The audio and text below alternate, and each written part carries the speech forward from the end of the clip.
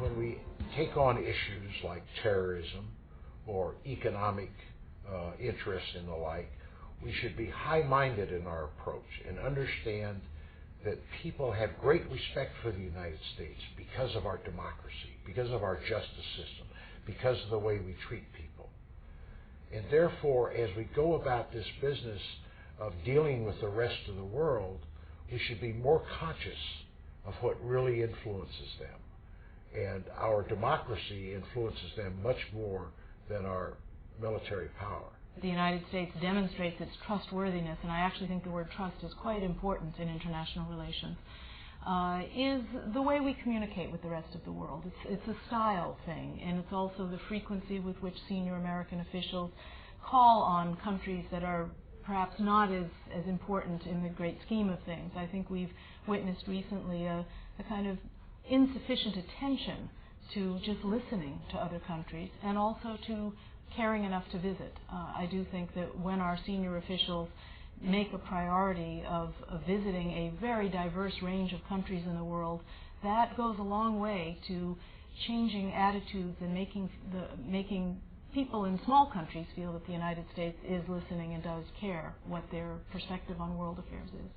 The first and foremost responsibility of leaders here in the United States is to the people of the United States. But that doesn't necessarily mean that they have to be contrary to the wishes and desires of people abroad. In fact, again, I think that freedom and free trade and free exchange and peaceful intercourse between countries is good for the entire world. And so one of the ways that this country, in terms of our leaders, can kind of embody these principles is to not just mouth the slogans of free trade, for example, but to actually follow through on those.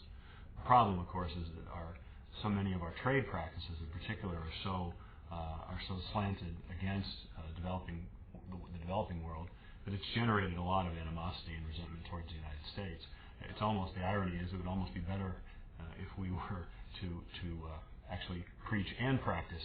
It would be better if we preached and practiced free trade. The worst possible combination is to preach free trade and to practice protectionism, which is what we're doing now. The foreign policy where we consider the dignity of every life in this world as being paramount, and at the same time do everything we can to protect the lives of Americans and ensure the prosperity of Americans. And I think that we can do both effectively at the same time. I think the United States is an extraordinary moment in its history. Not just the things we have to do to be secure, prosperous, to continue promoting our values here at home, but the opportunities we have abroad. The United States is, at the moment, in possession of more incipient power than any other country in virtually the history of the world. Political, military, economic, cultural.